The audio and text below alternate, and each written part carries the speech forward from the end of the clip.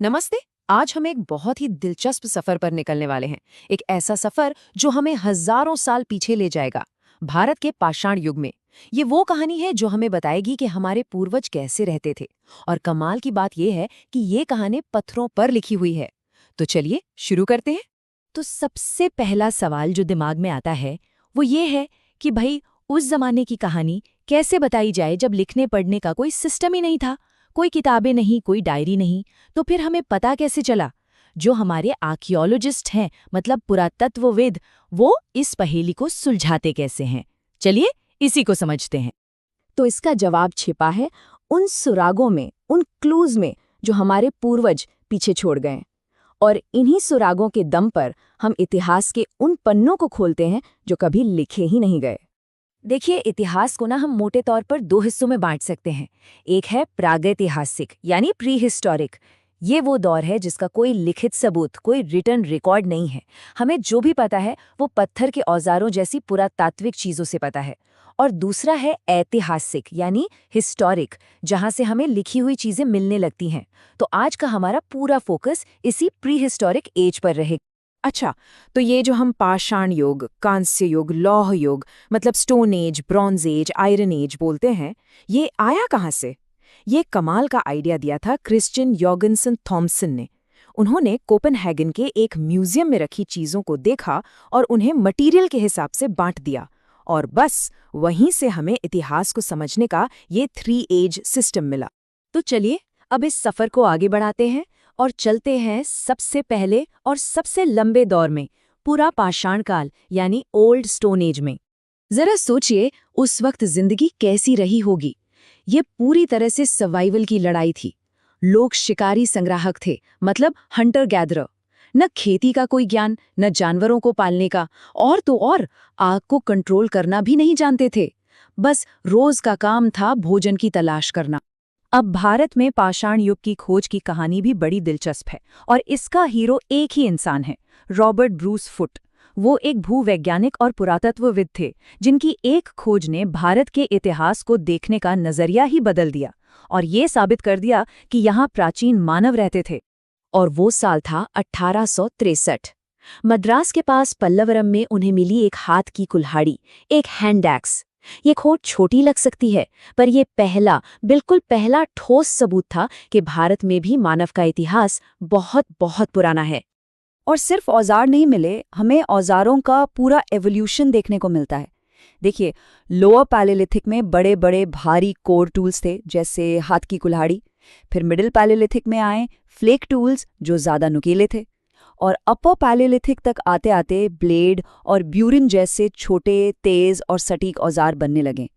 यह हजारों सालों में हुआ एक धीमा लेकिन बहुत ज़रूरी विकास था। तो हमारे पास सिर्फ इन शुरुआती इंसानों के बनाए औजार ही नहीं है, बल्कि उनका सीधा सबूत भी है। नमरधा घाटी में हथनौरा नाम की जगह पर एक खोपड़ी का ऊपरी हिस्सा मिला, और यह भारत में मिला अब तक का सबसे पुराना मानव जीवाश्म है। ये एक बहुत बड़ी बात है। अच्छा, तो लंबे पुरा पाषाण काल के बाद दुनिया में एक बड़ा बदलाव आया। मौसम बदला, गर्म हुआ और इंसानों को भी बदलना पड़ा। यहीं से शुरुआत होती है मध्य पाषाण काल की, यानी मिडिल स्टोन एज की। ये एक तरह का ट्रांजिशन का दौर था। और इस दौर की पहचान है माइक्रोलिथ्स। जैसा कि नाम से ही पता चल रहा है, माइक्रो मतलब छोटे। ये छोटे छोटे बहुत ही तेज पत्थर के औजार थे।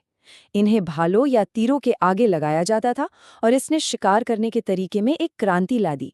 ये एक बड़ी टेक्नोलॉजिकल लीप थी। इस दौर में कई नई चीजें पहली बार हुईं, जैसे आदमगढ़ और बागोर में जानवरों को पालतू बनाने का पहला सबूत मिला। चोपानी मांडो में सबसे पुराने मिट्टी के बर्तन मिले। और तो और दफनाने के तरीके भी बदल गए। महदाहा में एक साथ 2 लोगों को दफनाने के और दमदमा में 3 लोगों को एक साथ दफनाने के सबूत मिले हैं। सराय नहर राय में तो संगठित युद्ध का पहला सबूत भी मिलता है। मतलब समाज अब बदल रहा था। तो ये जो छोटे छोटे बदलाव हो रहे थे, इन्होंने मिलकर एक बहुत बड़ी क्रांति को जन्म दिया। एक ऐसी क्रांति जिसने इंसान के जीने का तरीका ही बदल दिया। हम बात कर रहे हैं नव पाषाण काल, यानी नियोलिथिक एज की, और इसे कृषि क्रांति भी कहते हैं। हाँ, तो ये कोई एक दिन में नहीं हुआ है।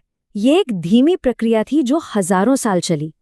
लगभग 9000 बीसी के आसपास लहुरा देव में चावल की खेती शुरू हुई। फिर 7000 बीसी तक मेहरगढ़ में गेहूं की खेती के पक्के सबूत मिलते हैं। 6000 बीसी तक मिट्टी के बर्तन आम हो गए थे और करीब 4000 बीसी तक तो पहिए का आविष्कार भी हो चुका था। मतलब इंसान अब सिर्फ शिकारी नहीं था, वो किसान बन चुका। ये टेबल हमें ठीक वही जगह दिखाती है जहां ये सब हो रहा था।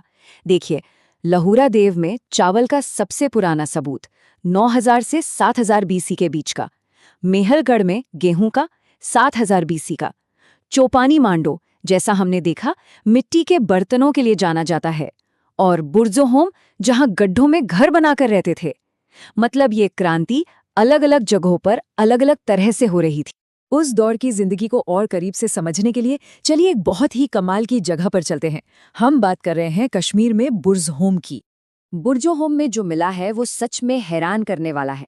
वहां लोग गर्त आवास में रहते थे, मतलब जमीन में गड्ढे खोदकर बनाए गए घर, शायद ठंड से बचने के लिए। वो हड्डी की बनी पॉलिश की हुई सुइयों और हार्पून का इस्तेमाल करते थे। और सबसे दिलचस्प बात, वो अपने मृतकों को बस्ती के अंदर ही दफनाते थे।